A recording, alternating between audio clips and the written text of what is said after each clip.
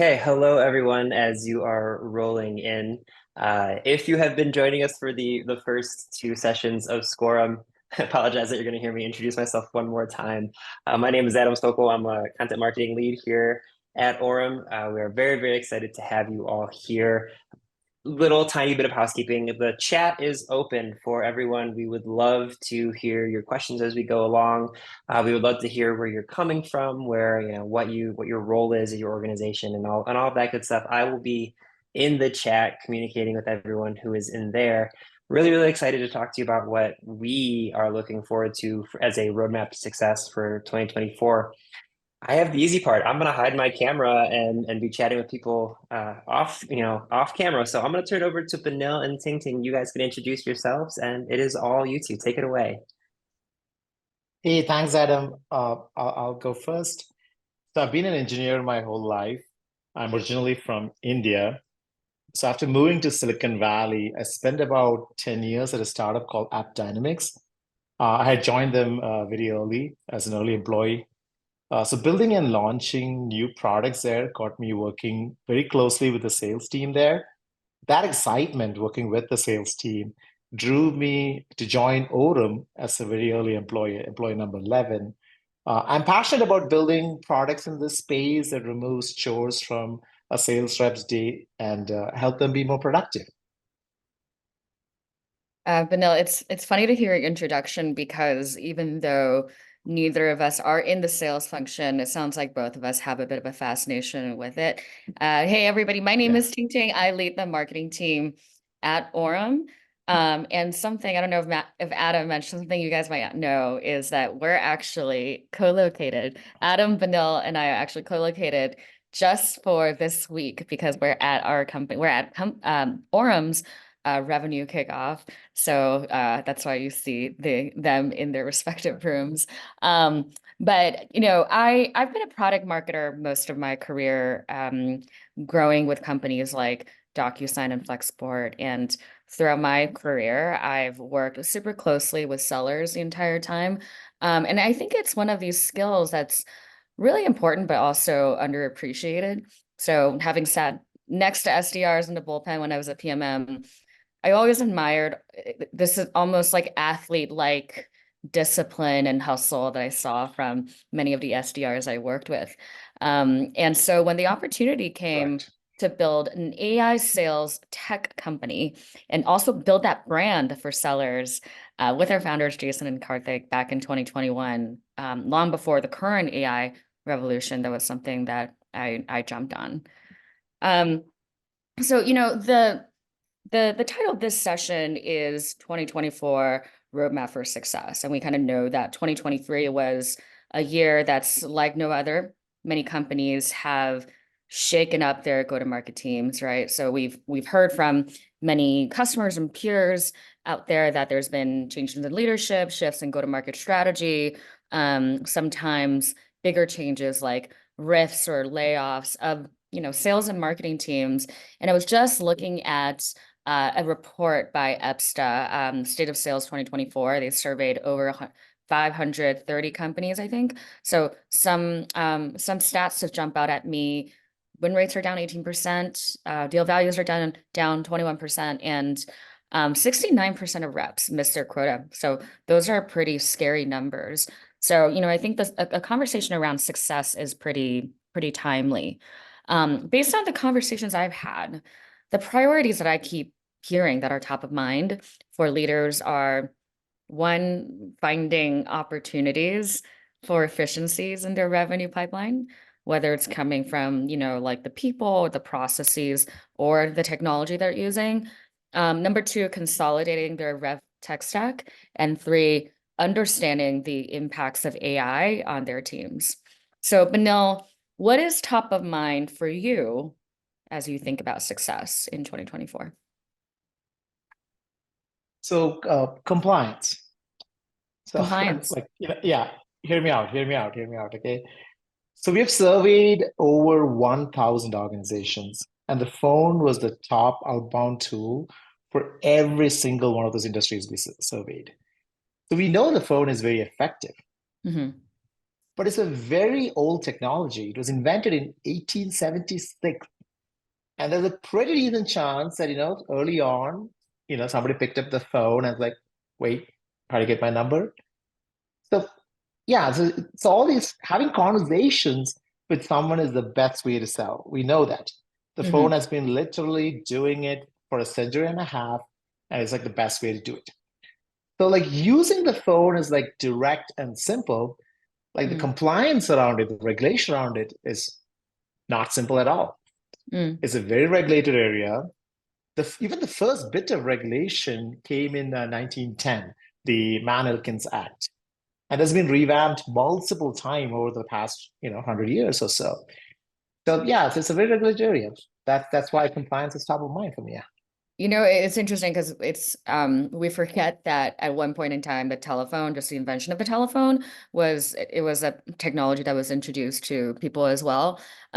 So, you mentioned that there are many regulations and that's been changed multiple times over the course of the last century. So for those who are on the call who might be a little less familiar, can you go into this a little bit deeper, introduce what some of those are?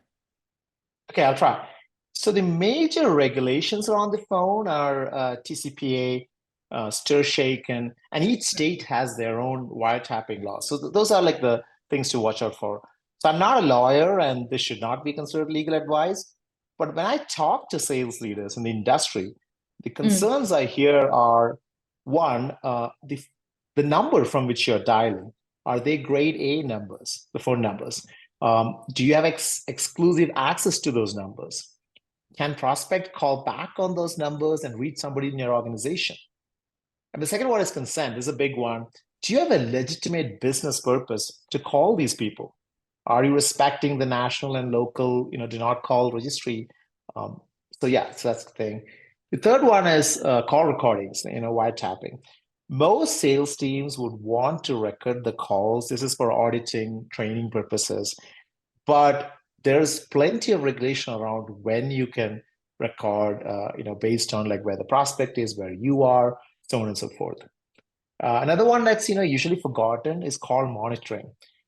So sales leaders want to eavesdrop and listen into the calls their reps are making, but the same call recording laws apply. So you got to be careful about that. And this is something like many people miss. Gotcha. Okay, so you just mentioned 4 things. You mentioned call from numbers, consent, call recording laws, call monitoring, and it sounds like some of these vary state by state. So you just gave me a bunch of things that I need to worry about as a go-to-market leader on top of the madness that has been in the last 18 months. So that sounds pretty difficult to navigate. Yeah, so at Orum, obviously we think a lot about this. We have leaders in our company who are dedicated to helping customers stay compliant. That's a very important part of our business. It's something we've invested significantly into also. So the way we handle some of these things, not exhaustive, but one, we make sure that all our call from numbers are grade A numbers, which we have purchased. We don't spoof any numbers ever. If you make a call through Orum, that is guaranteed to be a number we purchased on your behalf. It's grade A. If the prospect calls back in the next 30 days, we always route it to the rep that made the call. The other thing is that we provide you with different settings for when call recordings are made. For example, some states have one-party consent laws, which means that the rep can unilaterally decide to record the call. But some other states have two-party consent, which means that everybody on the call has to agree before it can be recorded. So we make sure we have settings to make sure that call after call, the right amount of recording is applied. Sometimes it's never recorded. Sometimes only the rep is recorded. And in other times, the whole conversation is recorded. We make sure that, the settings control all these calls. Similarly, same with call listening, the right audio can be listened to either the both sides or just the rep. And suppose the prospect mid-conversation sometimes asks hey, don't record me. So we have features which you can stop the recording right there and also make sure that that prospect never gets recorded in any subsequent calls after they've made this request. So yeah, this is a lot of gray area in the laws. So different organizations have adopt different compliance postures that's based on like what they feel is best for them, and based on where they are located. So we have built our product with this in mind. So you have Mhm. complete control over setting it up in a way that you're most comfortable with. Yeah, so it sounds like it's not one size fits all, but it's Correct. important for those who are leading their organizations to understand the specific compliance posture their organizations want to take on, and then and almost like customize those within the way that they're interacting with Orum. Right. All right, so I think we've talked enough about compliance, and maybe we can move on to something a little bit more exciting. Uh, Artificial intelligence, and also the mother of AI, which I consider to be data. So, I think most people who are on this call serving as a core part of the revenue engine, I'm sure they're thinking about data day in and day out. I saw a stat from the team the other day that since Orum's inception, about 5 years ago, we've processed 130 million dials on our AI dialer. So that's how many millions we've processed to date. So obviously, super large amount of data. How is that data in intelligence being used to help Orum users become more successful on the phone? Yeah, in many ways, actually. And it's just not the user, it's beyond that. We help the organization as a whole. Right. So we're making all these, millions and millions of dials, right? Every single one of them have some results of some kind. For example, a connection is made to the prospect, or a Mm, meeting is booked, or the mm, prospect raised an objection, or the call was missed, or it hit a voicemail inbox, or it's just a plain bad number. There are all these results that happen, right? mm, So we learn from these results, and that data helps, us create better sales reps. So what I mean by that is like, how do we create better sales reps, right? So we have analyzed all these 130 million dials. We can tell you insights that have a big impact on the rep's effectiveness. For example, we know that prospects pick up the phone and book, are ready to book a meeting most often in Monday mornings, 8 to 9 a.m. So you can actually arrange That's the pretty, reps. that's surprising. Yeah, I have some thesis on why that is, but the important thing is that you can use this data to actually arrange your reps' work days so that more calls are made during this time.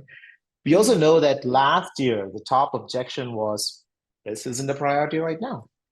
So you can train your reps to handle that objection better because you're likely to hit them.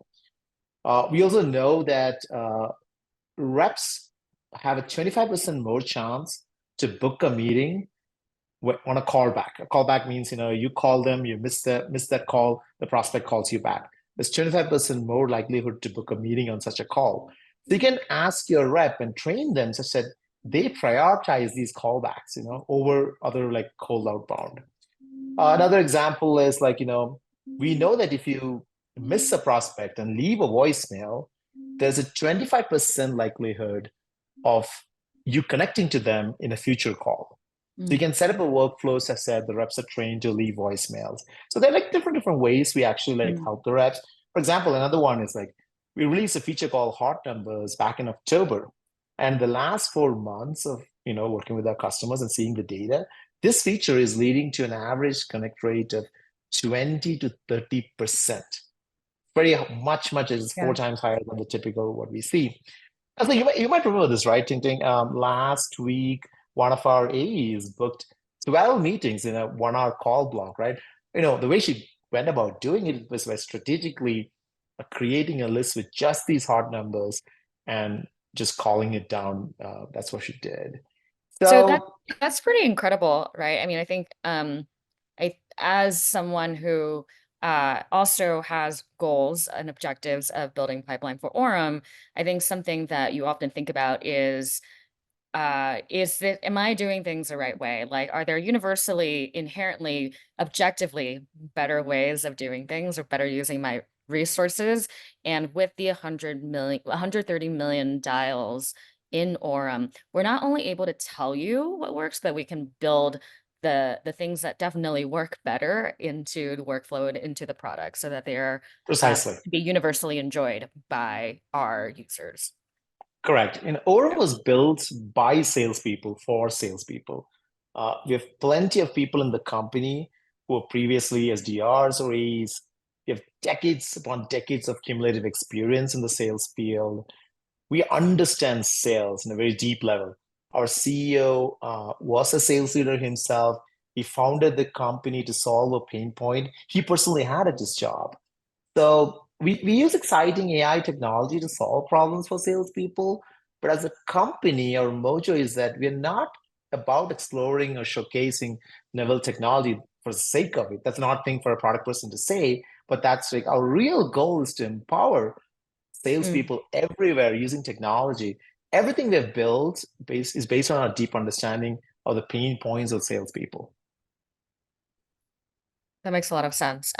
So I think a topic that has come up a lot over the last year is how will AI change the role in the space of Yeah.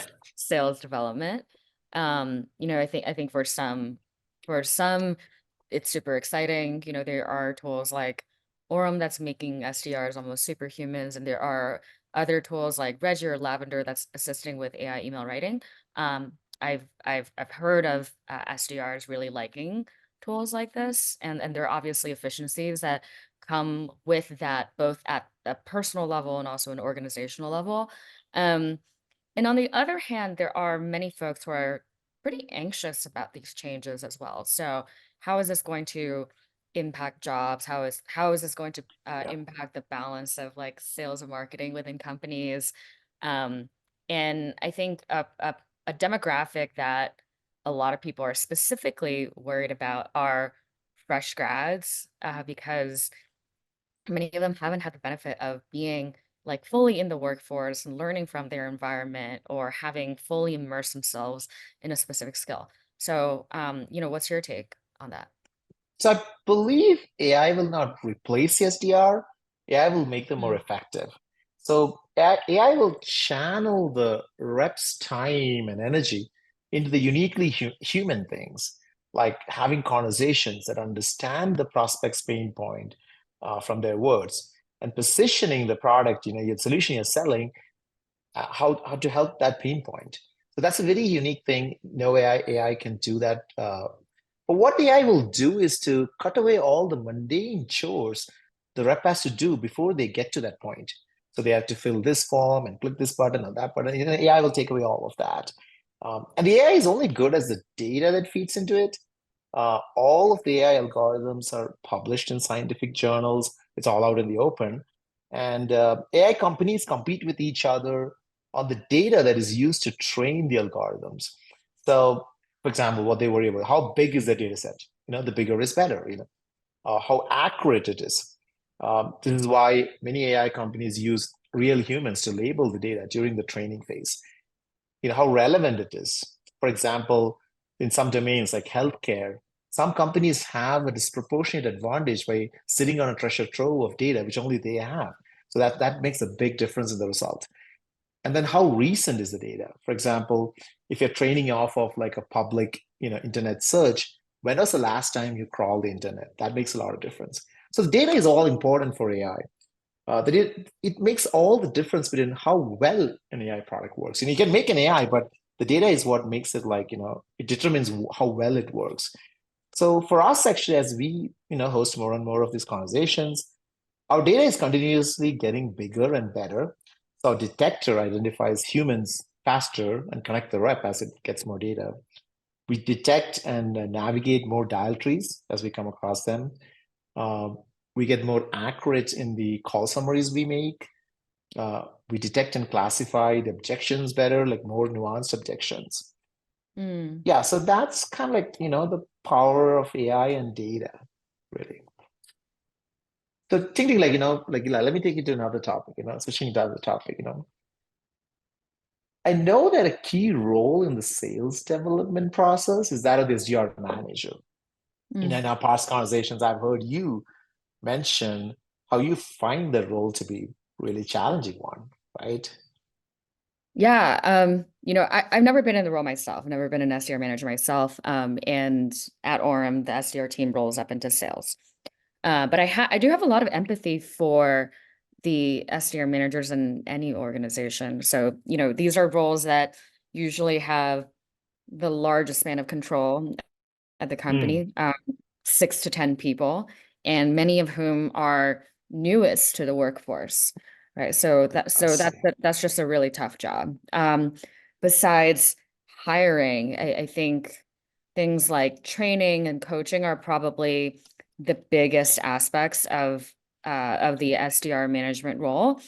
And coaching and training, if you think about it, are some of the things just require the most like human attention and empathy. So when you're doing that for 6 to 10 people, sometimes remotely, having the help from data analytics, pretty crucial to help assist with success.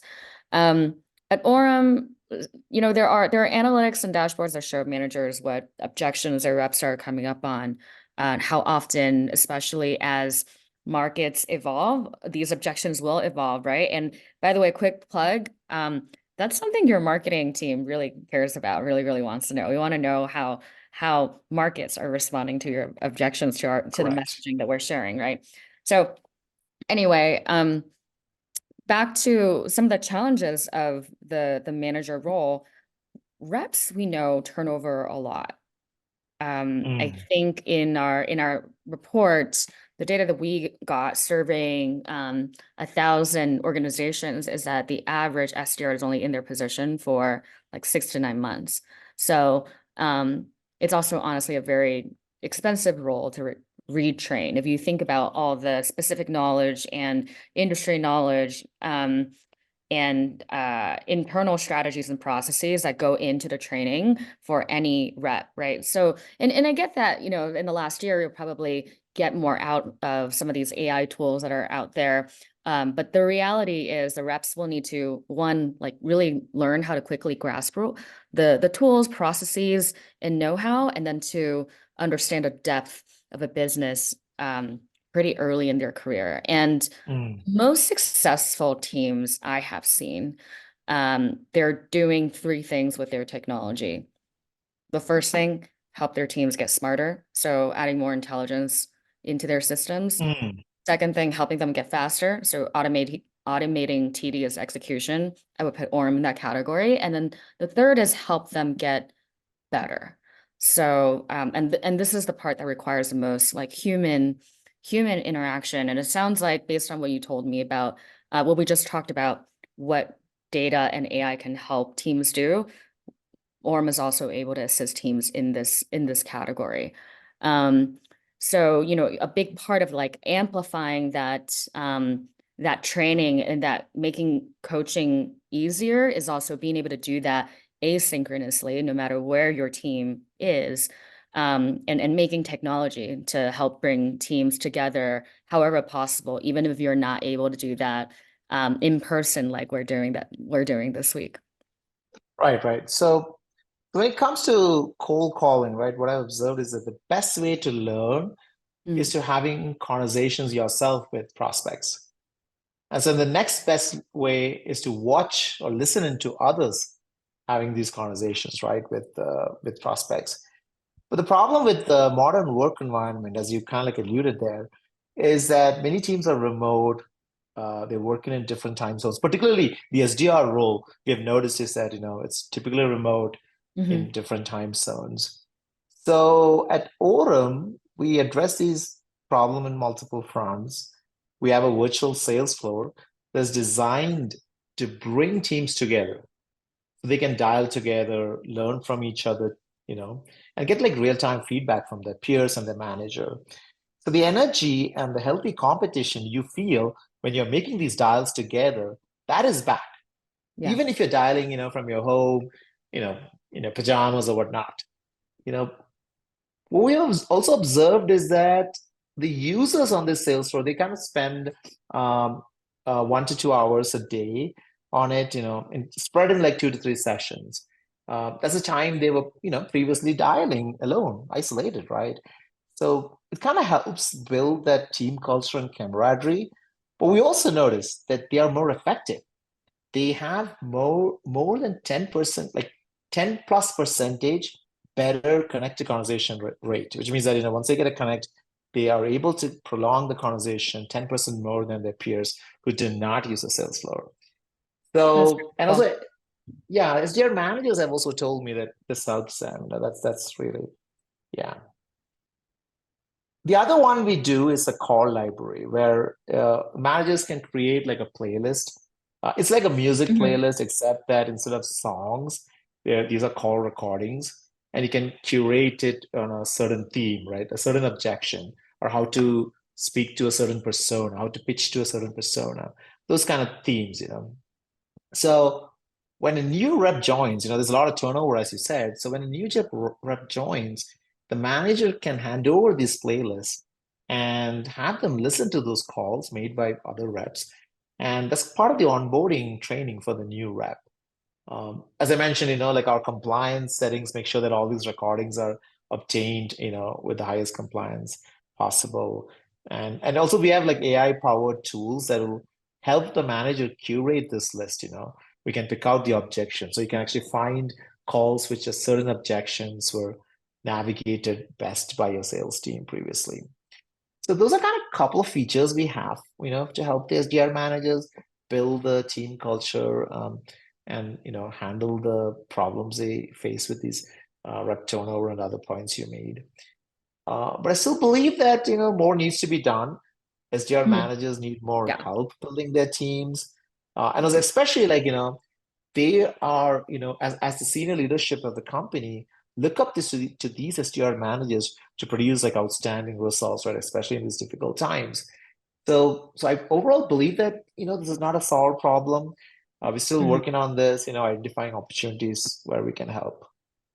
Yeah, if I can paraphrase what you just said about what some of these call libraries can do, I think if I'm putting myself in the manager's shoes, it's almost like you can templatize training for very specific purposes, right? So just like how we on our marketing team, we use Notion or Google Docs to document some of these some of our processes, or for there to be training, because so much of the reps role is like live, and it's it can be super, super time intensive to do that type of training one-to-one. So if you are able to utilize the recordings of calls that have already been made and really use them as a tool, and also structure them based on the specific goals that you have, whether it's persona or industry or specific objections, that's something that could save the managers quite a bit of time and emotional energy too. Correct. You got it. Coaching and training a large team of reps is not the easiest thing to do. Okay, and I think this is one of the unique perspectives that we're able to provide as an organization. I think most of our sellers have actually been in the role of managing an SDR team before, so the level of user empathy is somewhat built into the DNA of the company. 100%. So the two of us have now talked about compliance, we talked about data, AI, and also coaching. And as we sort of near the end of this conversation, I want to ask you, Binil, and Adam too, now that you're back online, what is each one of your takeaways, and what's something that you might want to leave the audience with? And maybe like Adam, since you've been offline the longest, you can go first. Sure, I will happily answer the question first.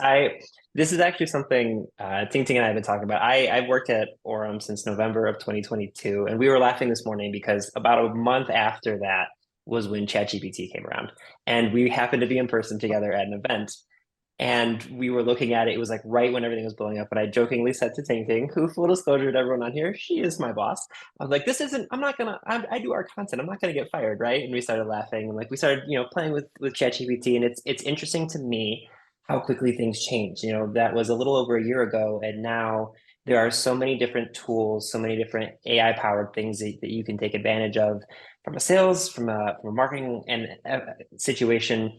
And for me, it's the curiosity of, we know the importance of data and compliance, and like you said, coaching, all those different things can help drive success in 2024. But I also think a willingness to be open. And our marketing team here at Orum, we didn't talk about this ahead of time, but we have a big belief in experimentation. We love trying things, and it's okay to try something, be like, oh, that wasn't as successful as we thought it was going to be, but we've learned from it. So to me, my biggest takeaway of how we can be successful is just being curious and being not closed-minded to things that are coming that we may feel scary or like may scare us initially. So that's my biggest takeaway, is being willing to pivot with curiosity and looking at that data and everything that we have available. So that's my personal one.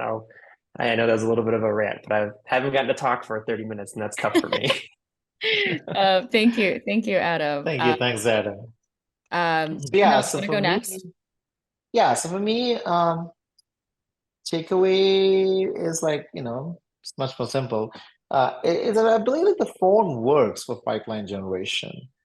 As it's not easy to get on it, like as I said, there's a whole bunch of things: compliance, training your reps to be, good at the phone, scaling the operation. All these are problems, but we know phones work. We have plenty of data on it.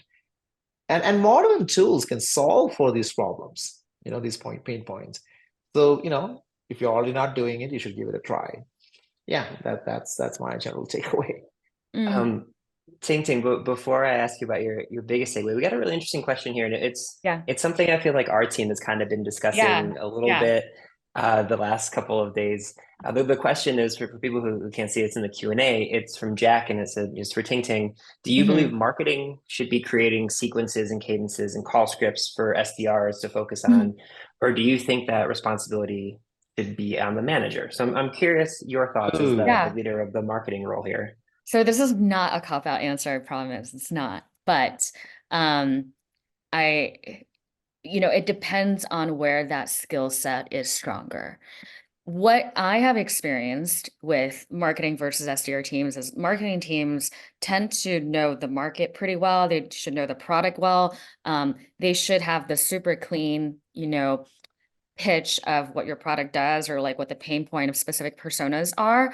However, in the day-to-day, the manager is actually the one that's sitting closest to the reps themselves, who's hearing how, from one week to another, as your competitor launched something, or as this piece of news comes out, like how your prospects are going to respond to specific sequences. So I think like a process that I think works well is you have marketing sort of start with the larger framework and sort of the bigger pieces, and then also have managers work with the reps to tailor and to change over the course of time. But there should be a process, maybe it's quarter to quarter, where the SDR team and the marketing team come together and reset, right? Maybe listen to some of the call recordings and look at the reply rates, depending on what persona it is, and kind of do a sync and reset. So these things are never said and done. Like markets are ever evolving, messaging is always evolving, people and their priorities are always evolving. So we have to set our processes and collaboration in such a way as well. I love that.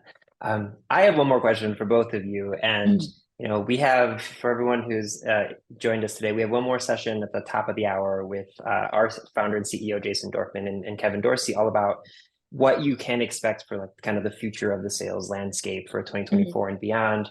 But before we get to that, in a little while, I want to ask you both, what are you curious about for this year? What is something that you're interested in discovering over the next couple months?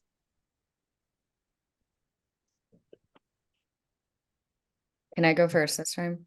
Absolutely. And I want to loop in some of the last question as well. As we were prepping for this session, and as I think back on some of the conversations I've had with various leaders, and I think this is going to sound a little bit counterintuitive, but it's like believe in the human. And by that, I don't mean do everything manually, do everything by hand, do everything the hard way on hard mode. But I think it's very difficult to scale empathy and warmth over a long period of time. So, we saw that happen with email, and over time, you have people who are starting to like, how do you scale personalization? That's like a conversation they've had. So I think similar to like what Binil touched on, the reason a phone works is that it's the easiest place for like empathy to be transferred from one person to another, right? So I think that will always be best done by a person. And as this revolution happens, and as C-level executives and everyone else is thinking about how they're investing in AI to like potentially like restructure the work of their workforce, I think about like, believe in the areas of their job that is always going to be best done by a human and automate away the rest. So believing in the human. Binil, how about you? What are you curious about for the coming months? Actually, the thing I'm most curious about is it's a little orthogonal. It doesn't have much to do with sales, but it's like a personal curiosity. Yeah, you mentioned the story, Adam, like, when you joined Orum, ChatGPT was just coming out around that time. I really am curious to see all the applications that get built. I believe that, it's like an iceberg moment, right? There's more yet to come than like what we have seen so far. And I also, this is kind of like a little selfish, but I'm really hoping that all of this actually gets like a personalized versions of this. So, a personal assistant for all these things. And currently the big problem I suspect is that the size of these LLMs, you cannot like fit into a phone easily. Or also, although I hear like, Apple's working on that. The other one is like the speed, if you send ChatGPT a question, it slowly types out the response. That's because it is actually pretty slow. I am really looking forward to see what advances we can make collectively, the technologists, the coming year. I really think that, some vertical integration on the hardware side might make those things better. So I'm in some sense, I can't wait for the future to happen, right? And it's I must admit, it's largely driven by, selfish personal interest in having access to these tools. That's perfect. I want to thank you both for taking the time here. And then for everyone else, we're going to take a brief break. And then at the top of the hour, we'll have our final session with Jason Dorfman and Kevin Dorsey. So thank you, everybody. Really appreciate it. Ting Ting Binil. It was wonderful. Thank Thanks, you so everybody. much. Thanks, Adam. And thank you, Adam. Thank you, Binil. Bye. Thank you. Thanks, Ting Ting. Take care.